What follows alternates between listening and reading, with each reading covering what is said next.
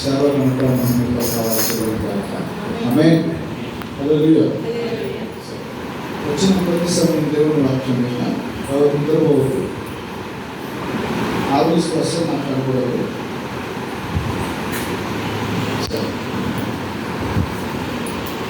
దేవుని సన్నిధిలో వాక్య భాగాన్ని తీసుకుని మనం ముందుకు కూడా ఇబ్రానీయులకు రాసిన పత్రిక 11వ అధ్యాయం మొదటి వచనం మనందరికీ తెలిసిన మాట. ఇబ్రానీయులకు రాసిన పత్రిక 11వ అధ్యాయం మొదటి వచనం చూడండి. ఇక్కడ విశ్వాసం అన్నది నిరీక్షించబడు వాటి యొక్క నిజ స్వరూపమును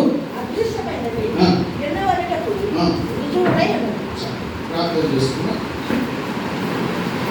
మహిమగల దేవ, స్తోత్రాలు వందనాలు చేసుకుని ఇదే కావాల్సిన లేఖాంశం మేము చదివి కదా మీరు మాతో మాట్లాడడం, మీరే మాతో మాట్లాడి మాకు దాన్ని వివరించి తెలియజేయడం నేస్తున్నాము. దేవుడికి మహిమ కలుగుగా. చూడండి, దేవుడి ఈ లేఖన భాగంలో విశ్వాసం గురించి రాస్తుంది. జనరల్గా మన ఆలోచన ప్రకారం విశ్వాసం అంటే మీకు తెలిసిన విశ్వాసం అంటే ఇది ఉంటుంది కదా. మీరేమనుకుంటున్నారు చెప్పండి.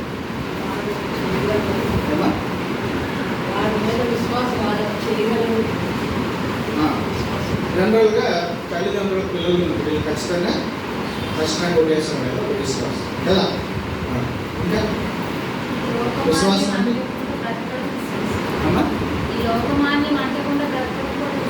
వెరీ గుడ్, అది కూడా ఒక విశ్వాసం. ఇంకా మీరేమనుకుంటున్నారు విశ్వాసం అంటే మీరేమనుకుంటున్నారు? అది నేను దేవుని యొక్క నమ్మకం ఉంచడం విశ్వాసం. కూడా ఇంకా ఏదైనా చేయగలండి. అయితే విశ్వాసం ఒక డెఫినేషన్ ఉంటుంది, ప్రతిదానికి డెఫినేషన్ ఉంటుంది కదా. అవునా కదా? అవునా కదా? హెచ్ఎండి అంటే మనకి నాకు ఒక అబ్రివేషన్ ఉంది, షార్ట్ కట్లో హెచ్ఎండి అన్నారు. అంటే మిషన్స్ అండ్ రూల్స్. అవునా కదా? బైపీసీ అంటారు, దానికి ఒక అబ్రివేషన్ ఏంటిది? బాకీ కదా, బయాలజీ, ఫిజిక్స్, కెమిస్ట్రీ. అవునా కదా? ఎంపీసీ అంటారు, అంటే మ్యాథ్స్, ఫిజిక్స్, కెమిస్ట్రీ. ఇట్లా అవునా కదా?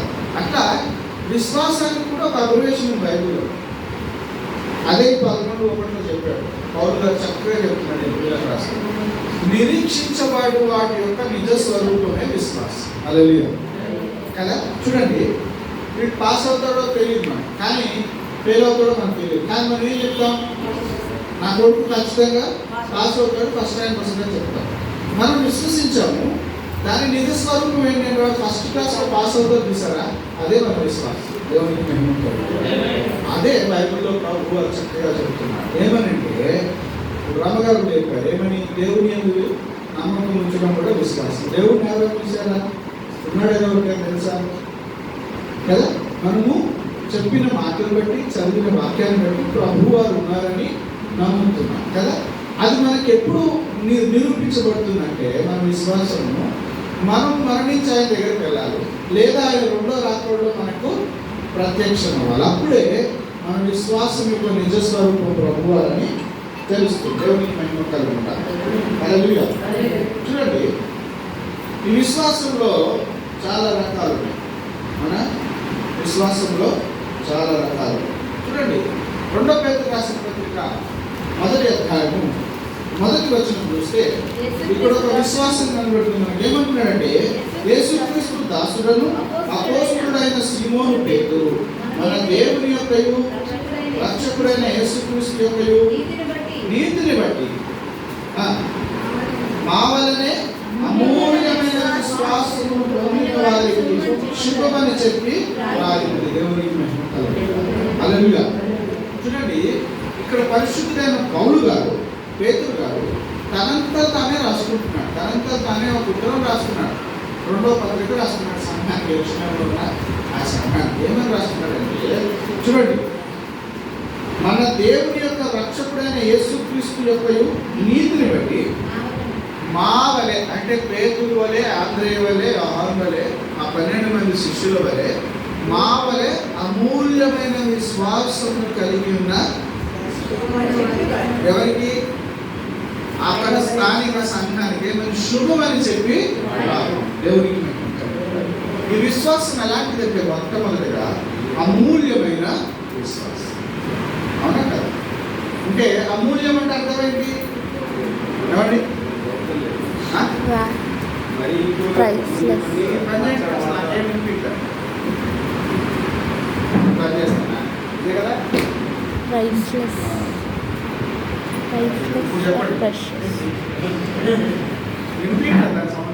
అమూల్యం అంటే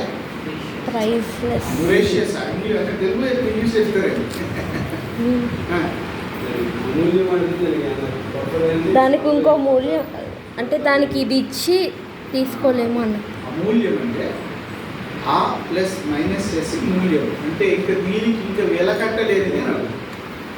ఏ మూల్యం చెల్లించి దాన్ని కొనలేదు, దాన్ని అమూల్యమైనది అంటారు. తెలుగు పదాలకు అర్థం చాలా ఇంపార్టెంట్ మన వాక్యాలు కదా. దానికి ఇంకా వేరొక వెల చెల్లించింది. అటువంటి వెలకట్టలేని చెల్లించినది మన ప్రభువైన యేసుక్రీస్తు వారి యొక్క రక్తము, మరణం. దేవునికి మహిమ కలుగును. అలాంటి అమూల్యమైన విశ్వాసము మనము కూడా కలిగి ఉంటాం. అర్థమైందా? మీ విశ్వాసానికి రేట్ అనేది ఉండకూడదు. ఎందుకంటే ఈ మాట ఎందుకు రాసుకొచ్చాడు పౌలు గారు అంటే దీని వెనకాల చాలా పెద్ద చరిత్ర ఉంది. ఎందుకు రాసుకొచ్చాడంటే అమూల్యమైన విశ్వాసం అని. ఇస్కరియోతు యోధ తన విశ్వాసాన్ని 30 వెండి నాణ్యాలకు అర్థమైందా? ఈ విశ్వాసానికి, నీ విశ్వాసానికి, ఎస్పెషల్గా యేసు ప్రభువుని ఎరిగిన నీవు, నీ విశ్వాసానికి మూల్యం అనేది ఏదంటే ఏది ఉండకూడదు. కొందరికి పిల్లలకు ఎల్లప్పుడూ కులము, మతము మూల్యం ఎక్కువ. అర్థమవుతుందా? మీరు చాలా మంది చూస్తుంటారు, క్రీస్తులో భక్తిగా ఎదిగి, విశ్వాసంలో ఎదిగి కదా దేవుని శక్తి చేత వాడబడుతున్న వారు, వారి పిల్లల పెళ్ళిళ్ళు అవునా కదా పాతక్రమం వల్ల పాత పద్ధతులు చేసిన వారు ఉన్నారా లేదా? మీకు తెలిసిన వారు ఉన్నారా లేదా? లేరా? వారి విశ్వాసానికి అమూల్యమైన విశ్వాసం వారిలో లేదు. కఠినంగా చెప్పచ్చు. అవునా కదా? కొందరు నేను క్రైస్తవుని అని చెప్పుకోవడానికి సిగ్గుపడతారు కొన్ని సందర్భాలు.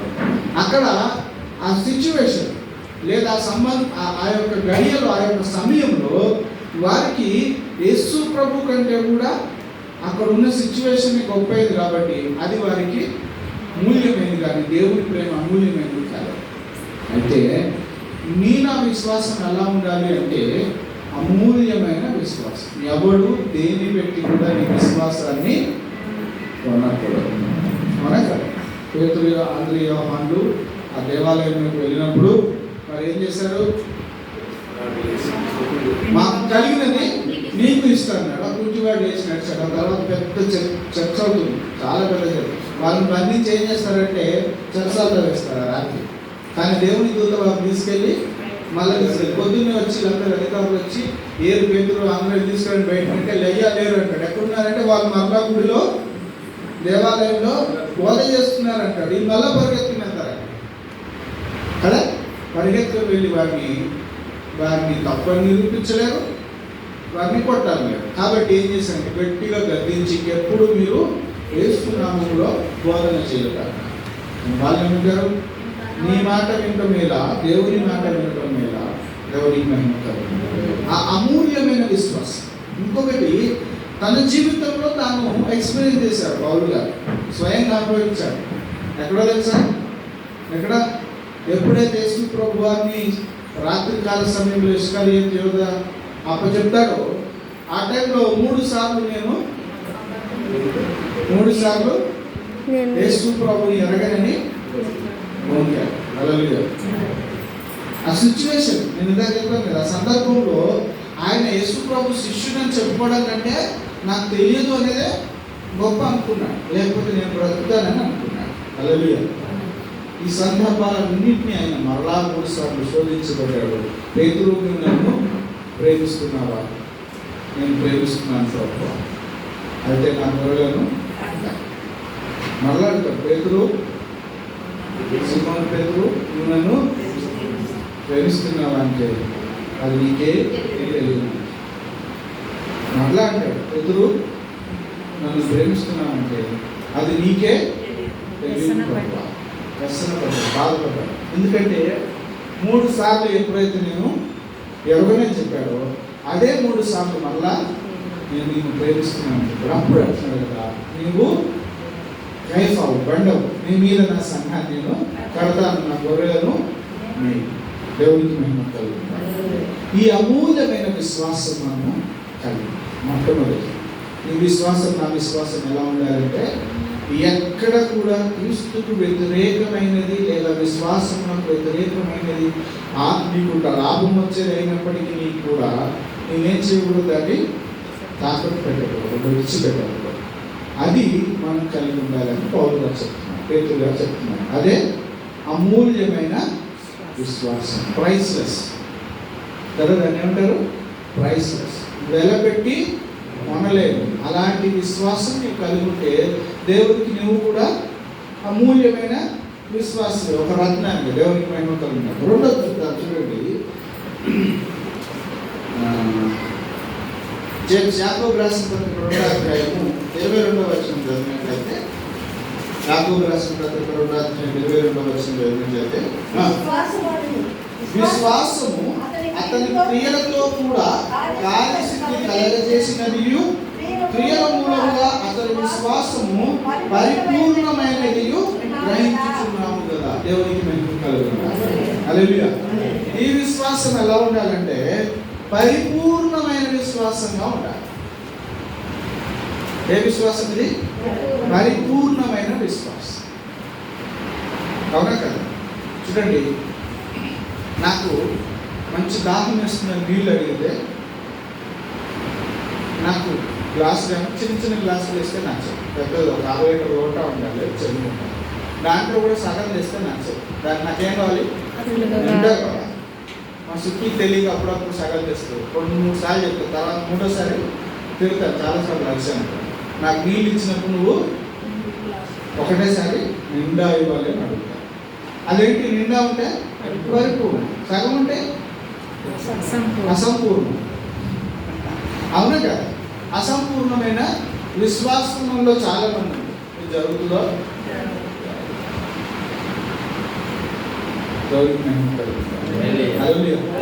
అవునా కదా? ఎంతమందిలో మనం చూడడం అసంపూర్ణమైన విశ్వాసం.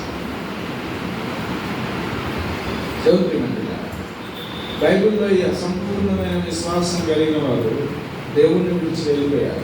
యేసు ప్రభు శిష్యులంట ఆయన 5 రొట్టెలు 2 చేపలు 5,000 మందికి వచ్చిన తర్వాత ఆయన శిష్యుల సంఖ్య దినదినము పెరుగుచుండేది, అనేక శిష్యులుగా చేర్చబడుతుండేది ప్రారంభం. ఎప్పుడైతే ఇదిగో మీరు నిత్య జీవం పొందాలంటే నన్ను తిని నా రక్తము త్రాగితే కానీ మీకు నిత్య జీవం రాదనగానే మొత్తం అందరూ వెళ్ళిపోయారు. ఇంచుమించుగా 3,000 మంది వెంబడించినట్టు చెప్తుంది. ఎంతమంది? యేసు ప్రభు శిష్యులు ఎంతమంది? 3,000 మంది. ఈ మాట చెప్పిన తర్వాత ఆయన దగ్గర మిగిలింది ఎంతమంది? 12 మంది. వారిని చూసి అడుగుతారు, మీరు కూడా వెళ్ళిపోతారంటే అంటాడు. అప్పుడు అంటాడు పేతురు గారు అంటాడు, ఏమంటాడో తెలుసా? నేను ఎక్కడికి వెళ్దాము? నీ వంటి నిత్య జీవపు మాటలు చెప్పువాడు ఇక ఎవరున్నాడు? ఎవరు లేడు. సరే, లోకులు ఏమనుకుంటున్నారు నాకు అనవసరం, కానీ మీరేమనుకుంటున్నారంటే ఈయన అంటాడు కదా, నీవు సజీవుడవైన దేవుని కుమారుడవని విశ్వసిస్తున్నాను. హల్లెలూయా. చూసారా? అపరిపూర్ణమునకును పరిపూర్ణమునకు తేడా అర్థమైందా? ఎంతమంది వెంబడించారు?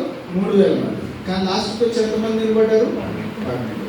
12 మంది. ఈ 12 మందిలో అప్పుడు వీరు పరిపూర్ణంగా ఒప్పుకుంటున్నారు. ఏమని?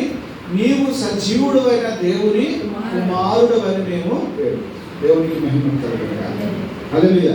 మన విశ్వాసం మొదటిగా ఎలా ఉండాలంటే, ఎలా ఉండాలి? మొట్టమొదటిగా అమూల్యమైనదిగా ఉండాలి. రెండవది ఎలా ఉండాలి? పరిపూర్ణమైనదిగా ఉండాలి. అవునా కదా? నేను ఒక విషయం చెప్తాను. అబ్రహాము దేవుణ్ణి నమ్మాను లేదా విశ్వసించాను. అది అతనికి నిలబడింది, నీతిగా ఎంచబడింది. అవునా కదా? అబ్రహాము దేవుడు ఏం చేశాడు? వాగ్దానం చేశాడు. ఏమన్నాడు? నేను నీకు ఒక కుమారుని ఇస్తాను కదా అన్నాడు. మరి ఎంతకాలం చూశాడు మనకు తెలియదు, కానీ ఓపిక పట్టలేక అలా సారన్న మాట వినేసి ఏం చేశాడు? ఆగర్ను ఆయన దాసి ఆగర్ ఎక్కకపోయినప్పుడు ఆకేం పుట్టాడు? ఒక కొడుకు పుట్టాడు, ఇస్మాయిల్ కొడుకు. పూర్తిగా విశ్వసించినట్ల. కానీ ఇదే అబ్రహాము చూడండి, ఇస్సాకు పుట్టిన తర్వాత బలి ఇవ్వమంటే ఏ మాత్రం సందేహించకుండా ఇస్సాకును బలి ఇవ్వడానికి దేవునికి మహిమ కలుగుతుంది.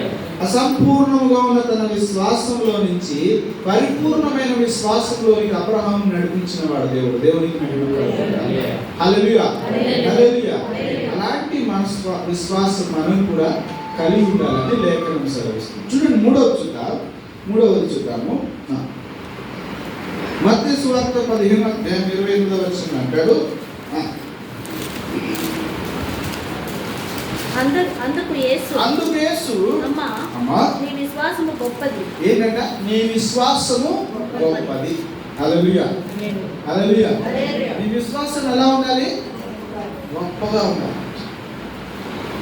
దేవునికి మహిమ కలుగుతుంది. ఎంత గొప్పగా ఉండాలంటే ఆ స్త్రీ అనుకుందంట, ఏమనుకుంది? చదవండి, పై చదవండి.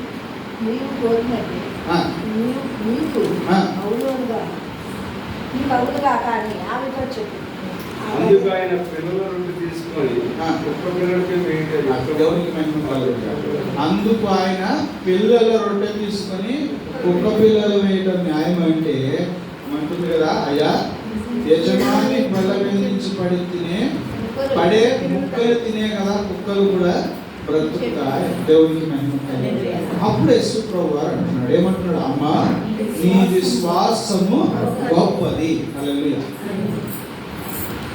నీ విశ్వాసం ఎలా ఉండాలి? గొప్పగా. ఎక్కడైతే అసలు ఇది జరగదు ఒకరిని చెప్పేశాడు యేసు ప్రభువు వారు. ఏమని? ఇండైరెక్ట్గా చెప్పాడు, నేను ఇశ్రాయేలుకు మాత్రమే స్వస్థపరచడానికి వచ్చాను, కానీ అన్యులను కాదమ్మా అన్నట్లుగా ఇండైరెక్ట్గా అక్కడ చెప్పాడు. చెప్తూ ఒక ఉపమానం చెప్తున్నాడు. ఏమని? కుక్క పిల్లలకి పెట్టాల్సిన భోజనం తీసుకెళ్ళి కుక్కలు పెట్టడం న్యాయమా? కానీ ఆమె ఏమంటుంది? నిజమే ప్రభువా, కుక్క పిల్లలు కూడా తమ యజమానుల బల్ల మీద నుండి పడు ముక్కలు తినును గదా అని చెప్పాను. దేవునికి మహిమ కలుగుతుంది. అప్పుడు అంటున్నాడు యేసు ప్రభువు, ఏమంటున్నాడు? అందుకు యేసు, అమ్మా నీ విశ్వాసము గొప్పది. నీవు కోరినట్టే నీకు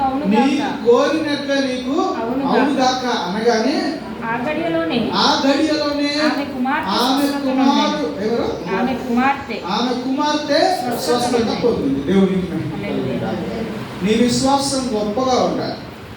ఆ గొప్ప విశ్వాసాన్ని తోలనాడినా కదా, ఏమాత్రము తక్కువ చేసి మాట్లాడినా, లేకపోతే ప్రార్థన చేస్తున్నాడు కానీ కార్యము జరగదు అని ఎవరు చెప్పినా సరే, స్వయం పాస్టర్ గారు లేదమ్మా నువ్వు అనవసరంగా ప్రార్థన చేస్తున్నావు చెయ్యొద్దు అని చెప్పినా సరే, ప్రార్థన చేసి పొందుకున్న వారు ఎంతమంది లేరు? ఎందరో నిష్ఠూరపరుస్తారు, ఎందరో వెనక్కి లాగుతారు, ఎందరో నీ మీద అబద్ధాలు వేస్తారు. ఎవరో కాదు, నీ సంఘంలో నీతో పాటు ప్రార్థన చేసేవారే నీ దగ్గరకు వచ్చి ప్రార్థన చేసిన ఇంటికి వెళ్ళి ఇంకో రకంగా మాట్లాడతారు. అయినప్పటికీ నీ విశ్వాసం ఎలా ఉండాలంటే గొప్పగా ఉండాలి. దేవునికి మహిమ కలుగుతుంది. హల్లెలూయా. ఈ గొప్ప విశ్వాసం ఏం చేస్తుందంటే నీవు అనుకున్న దాన్ని ఆ గడియలోనే నీకు జరిగిస్తుంది. దీన్ని ఆ స్త్రీని బట్టి మనము తెలుసుకోవచ్చు. దీని లెక్క ప్రకారం చూసుకుంటే ఆమె యూదురాలని మాత్రం అక్కడ ఆమె యెరూషలేముకు సంబంధించిన 12 గోత్రాల్లో ఏ గోత్రానికి ఆమె సంబంధించిన కానాను స్త్రీ. అవునా కదా? ఈ 12 గోత్రాలకు సంబంధించిన స్త్రీ మాత్రం ఆమె. దేవునికి మహిమ కలుగుతుంది. కాబట్టి మన విశ్వాసం ఎలా ఉండాలి అంటే మొట్టమొదటిగా అమూల్యమైనదిగా ఉండాలి, రెండవది పరిపూర్ణమైనదిగా ఉండాలి, మూడవది గొప్పదిగా ఉండాలి. విధాలుగా మన విశ్వాసాన్ని మనం పెంపొందించుకోవాలి. అయితే ఈ 3 కేటగిరీలో ఉంటే దేవుని ప్రియమైన కదా మనము ఇది పని అయిపోయింది. ఈ 3 విశ్వాసంలో ఉంటే మనం కోరుకునేది ప్రభు మనకి ముందో వెనుక ఖచ్చితంగా దయచేస్తాం. అంటే 4వ రకం విశ్వాసం కూడా చూద్దాం. చూడండి, దేవునికి మహిమ కలుగుగాక. చూడండి, మత్తయి సువార్త 17వ అధ్యాయం 20వ వచనం చూద్దాం.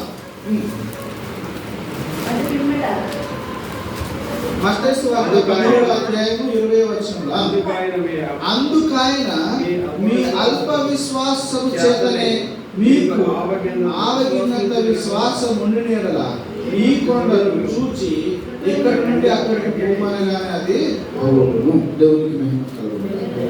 అయితే ఈ మొదటి 3 స్థానాల్లోనే మనం ఉండాలని కోరుకోవాలి కదా. ఈ 4వ విశ్వాసం ఏంటంటే అల్ప విశ్వాసం. దేవునికి మహిమ కలుగుగాక. అల్ప విశ్వాసం. ఎందుకంటే యేసు ప్రభు వారు 5 రొట్టెల్ని 2 చేపల్ని వీరికి ఎంతమందికి 5,000 మంది పురుషులకు పంచిపెట్టగా 12 దంపలు. అవునా? అంతేకాకుండా ఈ సముద్రం మీద గెరాసేనే సముద్రానికి వెళ్తున్నప్పుడు ఏమైంది? సముద్రం మీద అలలు గాలి వాన వచ్చినప్పుడు ఆయన లేచి గద్దించారు. అన్నిటికంటే ప్రాముఖ్యమైనది మొట్టమొదటిగా యేసు ప్రభు తన శిష్యులు ఎదురు చేసిన అద్భుతం ఏంటి? రాత్రంతా వారు చేపలు పెట్టినప్పటికీ వారికి చేపలు పడకపోతే పేతురు ఆంధ్రయ దగ్గర చేసింది. ఏం చేశాడు? మీ వలలు కుడివైపు వెళ్ళాను. అప్పుడు వారు విస్తారమైన చేపలు. అవునా? ఆ తర్వాత 12 మందిని ఏర్పాటు చేసుకున్న తర్వాత మొట్టమొదటి చేసిన గొప్ప కార్యం ఏంటంటే కానాను విందులో నీటిని ద్రాక్షారసంగా మార్చారు. అలాంటి శిష్యులు ఏం చేశారంటే యేసు ప్రభు వారు మరణించిన తర్వాత ఆంధ్రయ పేతురు ఏమంటాడు తెలుసా? అందరికి లీటర్ లాగా ఫుల్ అయ్యేవాడు పేతురు. ఏమంటాడు తెలుసా? నేను మరలా వెళ్ళి ఏమంటాడు? కదా. ఈ వృత్తాంతం పైన 2 వచనాలు చదివితే ఇది మత్తయి సువార్త పైకి చదవాలి. కిందికి కాదు, పైకి చదవాలి. 17 విశ్వాసం లేని మూర్ఖతరము వరడారా మీతో నేను ఎంతకాలం ఉంటును, ఎంతవరకు మిమ్మల్ని సహింతును, వారిని నా యొక్కకు తీసుకొని రండి. యేసు ప్రభు వారు ఈ 12 మందిని పిలిచి మీరు యూదయ యెరూషలేము పట్టణంలో ఉన్న ప్రతి పట్టణానికి వెళ్ళి ఏం చేయమన్నాడు? రోగులను స్వస్థపరచండి, దెయ్యాలను వెళ్ళగొట్టండి. ఎవరి పేరున? నా నామమున వీటిని వెళ్ళగొట్టినాను. వీరికి ఏమి ఇచ్చాడు? అధికారం ఇచ్చాడు. దేవునికి మహిమ కలుగుగాక. అలాంటి మీరు అన్నీ చేసుకొచ్చారు కానీ ఒకడు ఏమయ్యాడంట? వాడు కొడుకుని ఆ దెయ్యం ఏం చేస్తుందంటే ఆ నొప్పుల్లోను నీళ్ళలోను ఎప్పుడు పడితే అక్కడ పడేస్తున్నాడు. వాడిని స్వస్థపరచమని శిష్యుల వద్దకు తీసుకొస్తే శిష్యులు ఏం చేశారు? ప్రార్థన చేశారు కానీ ఆ దెయ్యం అతన్ని విడిచి వెళ్ళలేదు. దేవునికి మహిమ కలుగుగాక. హల్లెలూయా కదా. ఈ అల్ప విశ్వాసం మరలా మనం పేతురు గారిలో కూడా చూడవచ్చు. ఎక్కడ చూస్తామంటే నీటి మీద నడిచే దగ్గర చూస్తాం. అవునా? పేతురు శోధకుడికి నీవు ఎందుకు చోటిచ్చావు? ఇంతవరకు నడిచావు కదా బాగానే నీళ్ళ మీద. ఆ శోధకుడు కదా ఆ శబ్దం విని లేదా ఆ చుట్టుపక్కల చూసి నువ్వు ఎందుకు చోటిచ్చావు? అల్ప విశ్వాసాన్ని ఎందుకు అవుతున్నావు? నీ విశ్వాసం పోకుండా నీ కొరకు నేను నా తండ్రికి ప్రార్థన చేస్తున్నాను అంటాడు పేతురు. దేవునికి మహిమ కలుగుగాక. హల్లెలూయా. చూడండి, ఈ బైబిల్ అంతా బాగా చదివితే యేసును ప్రేమించిన శిష్యుడు, యేసు ప్రేమించిన శిష్యుడు అంటాడు. చదివారా? యేసును ప్రేమించిన శిష్యుడు, యేసు ప్రేమించిన శిష్యుడు ఎవరు? యోహాను గారు. దేవునికి మహిమ కలుగుగాక. కానీ మీరు చూసినట్లయితే అత్యధికముగా విశ్వాసంలో నిలబడాలని ప్రార్థన చేసింది ఎవరినంటే పేతురు కోసం. దేవుని మహిమ కలుగుగాక.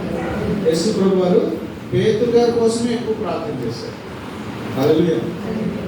చెప్పండి, ఎవరిని ప్రేమించినట్టు? ఎవరిని ప్రేమించినట్టు? పేతురు గారినే ప్రేమిస్తుంది. అవునా కదా? కానీ రాయబడింది ఎలా రాయబడింది? యోహాను. దేవుడికి మహిమ కలుగుగాక. హల్లెలూయా. చూడండి, అలాంటి అల్ప విశ్వాసం మనలో ఉండకూడదు. అవునా కదా? అల్ప విశ్వాసం మనలో ఉండకూడదు. ఆ తర్వాత వారు విశ్వాసంలో పరిణితి చెందారు. దేవుడు వారితో చెప్పినట్టు నేను నిన్ను మనుషులను బట్టి జాలరీగా చేస్తానన్నాడు. అనేకులకు సువార్త ప్రకటించిన వాడు ఒక దేవుడికి మహిమ కలుగుగాక. హల్లెలూయా.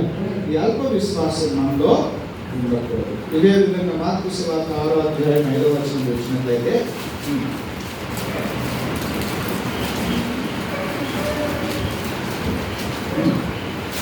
మార్కు సువార్త 6:5. కొద్దిమంది రోడ్ల మీద చేతులుంచి వారిని స్వస్థపరచుట తప్ప మరి ఏ అద్భుతమును ఆయన అక్కడ చేయజాలకపోయాను. దేవునికి మహిమ కలుగుగాక. హల్లెలూయా. ఏమంట? చేయజాలకపోయాను ఆయన వారి అవిశ్వాసమునకు ఆశ్చర్యపడ్డాడు.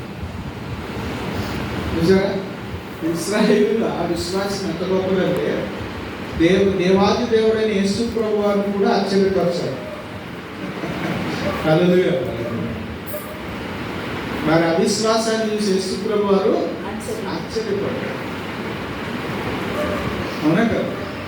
ఎలా అయితే శిష్యులందరూ చూసి ఈ నీటిని ద్రాక్షారసంగా మార్చాడని నీళ్లు మోసిన కూలీలకు తెలుస్తుంది, ఇది మామూలు నీళ్ళే. అవునా కదా?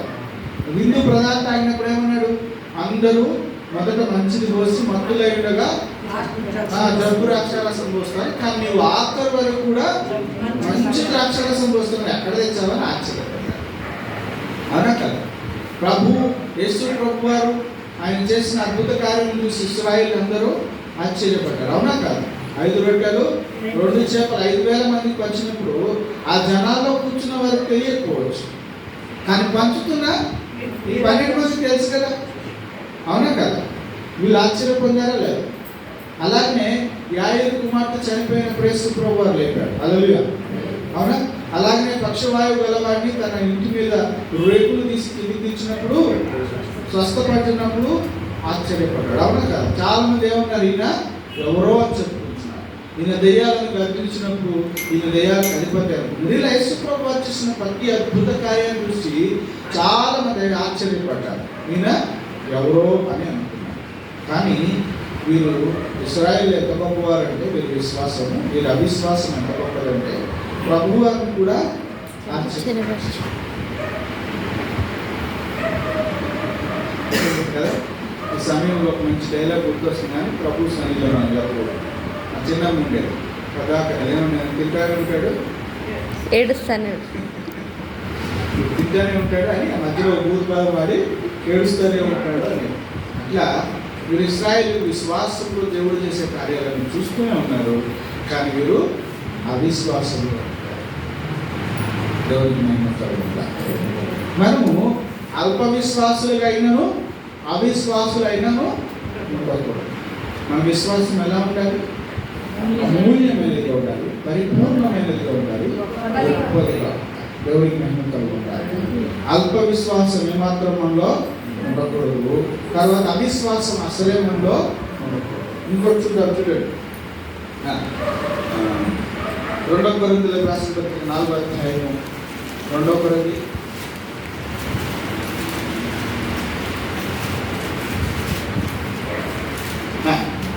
దాంట్లో ముందు మార్కు 10:52 చూడండి. మార్కు సువార్త 10వ అధ్యాయం 52వ వచనం. మార్కు సువార్త.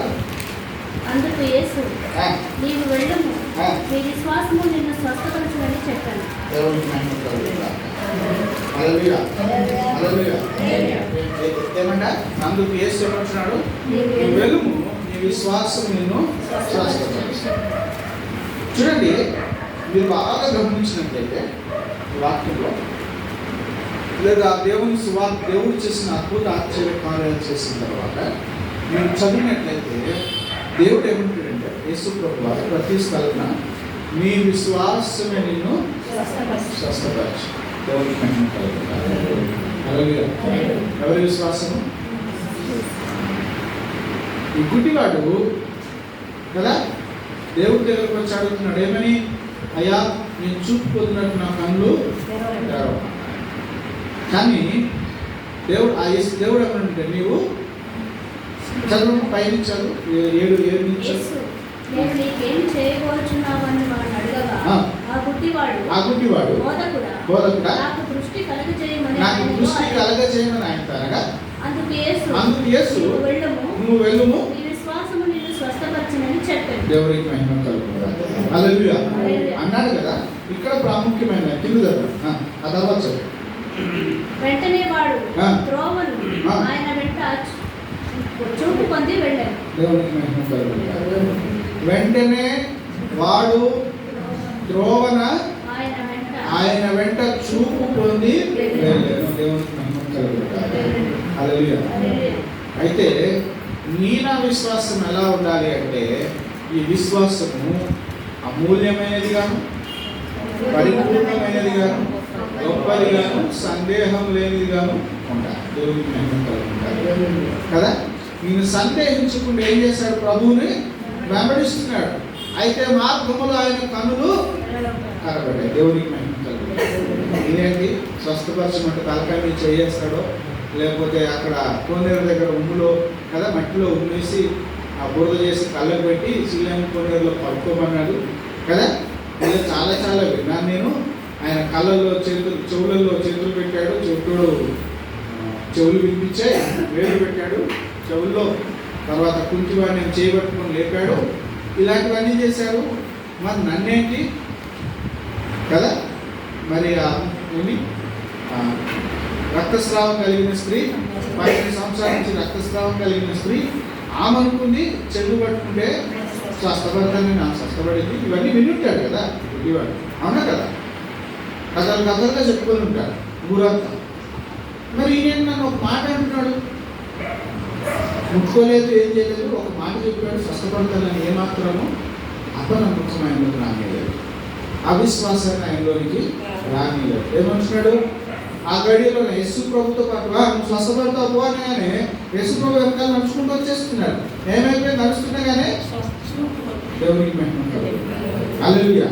అలాగే ఎంతమందిని ప్రభు స్వస్థపరిచినా వారిని ఏమన్నాడంటే కదా, కొందరు ఒకరిద్దరిని తప్ప మరలా ఈ పాపం చేయకని ఒకరిద్దరిని తప్ప మిగిలిన వారందరినీ ఏమన్నాడంటే నీ విశ్వాసమే దేవునికి మహిమ కలుగుతుంది. ఈ విశ్వాసం క్రైస్తవుల్లో నానాటికి సన్నగిలిపోతుంది. విశ్వాసంలో కదా మనం ఏం చెప్పుకుంటాము? వాళ్ళు విశ్వాసులేనండి అంటారు, అవునా కదా. క్రిస్టియన్స్ అని అడుగురాదు, ప్రభుని మేము నమ్ముకున్నామండి, విశ్వసిస్తున్నామండి అంటారు, అవునా కదా. ఎవరి గురించి సాక్షి చెప్పిన ఏమంటాము? వారు మంచి విశ్వాసం కలిగిన కుటుంబం అండి అంటామా. దేవుని మహిమ కలుగుతుంది. అది లేని క్రైస్తవత్వం మీరు క్రిస్టియన్స్గా చల్లమా. పాస్టర్ గారు నేను ప్రార్థన చేస్తే చాలా మంది స్వస్థత పొందుతున్నారు. టీవీలో ఒక్కదంపులు వచ్చాడు. ఆయన ఎండాకాలం అంట కదా, కళ్ళు తిరిగి సమస్యలు పడిపోయిన వారు ప్రార్థన చేస్తే తిరిగి లేచారంట. అదే పాస్టర్ గారికి ఎండ దగ్గర వెళ్తే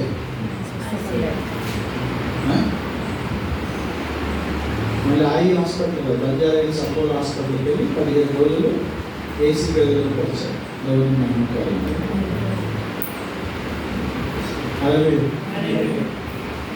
ఇలాంటి విశ్వాసుల దగ్గర, ఇలాంటి విశ్వాసహీనులు అవిశ్వాసుల దగ్గర మనమేం నేర్చుకుంటాం? అవునా కదా. అందుకే భక్తులంట ప్రార్థన చేసినట్టు దేవుడి దగ్గర, యేసు ప్రభు గారి దగ్గర మోకరించి తెల్లారుజామునే 3 అవగానే కన్నీరు విడుస్తూ ప్రార్థన చేస్తున్నారంట. ప్రభు వారు మాట్లాడుతున్నారంట.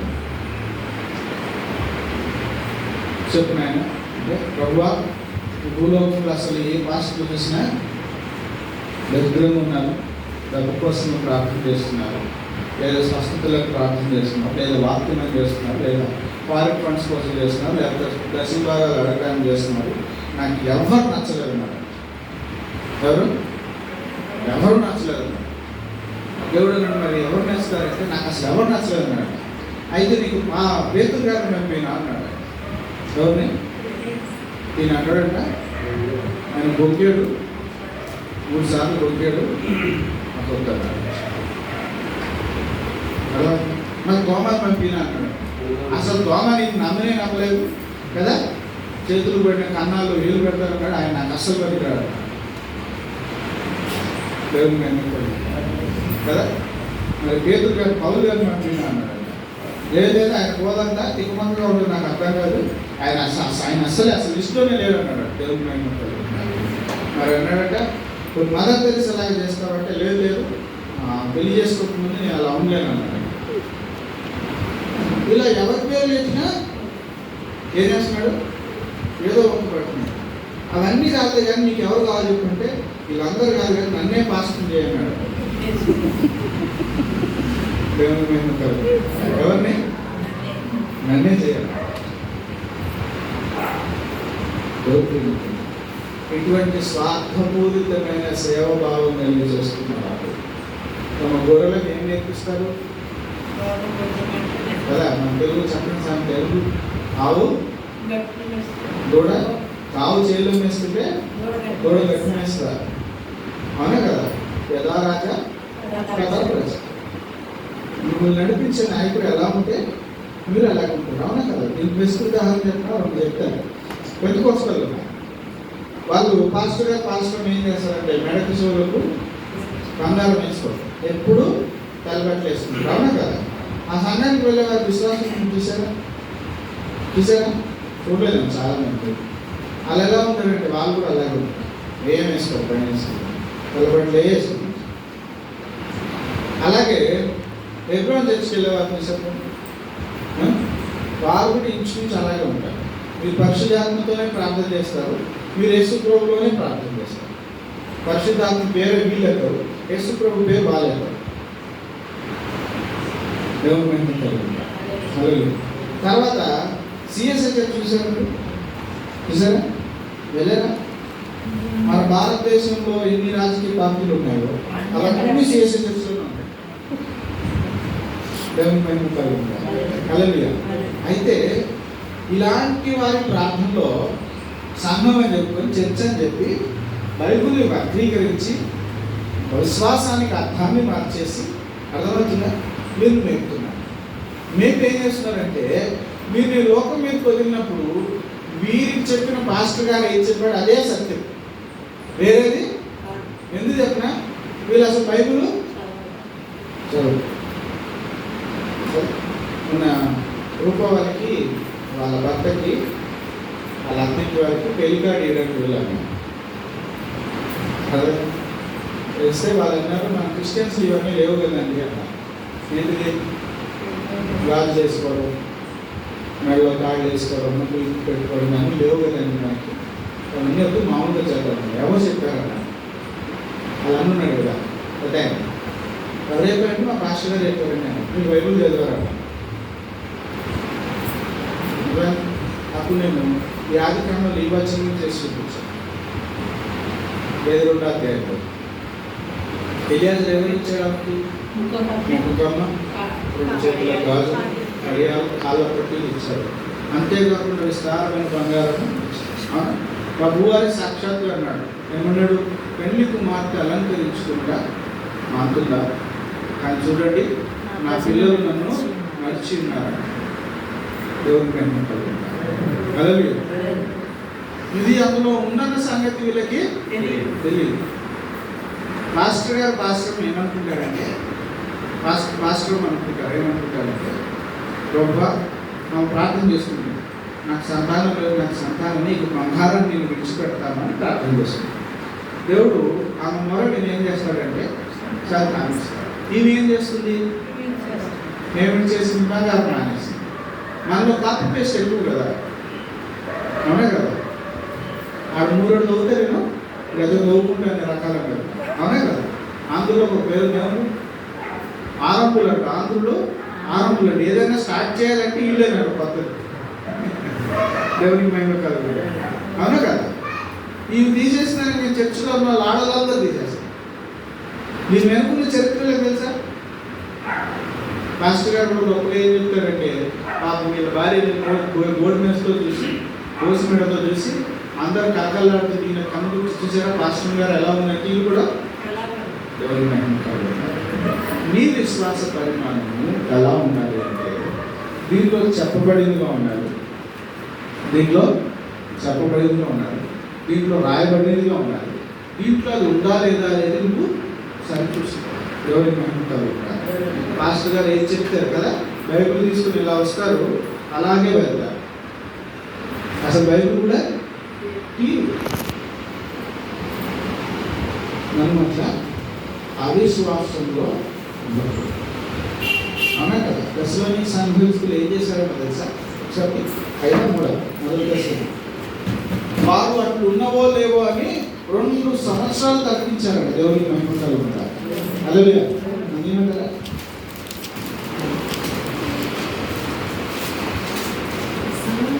వాక్యంలో కార్యము 17:10.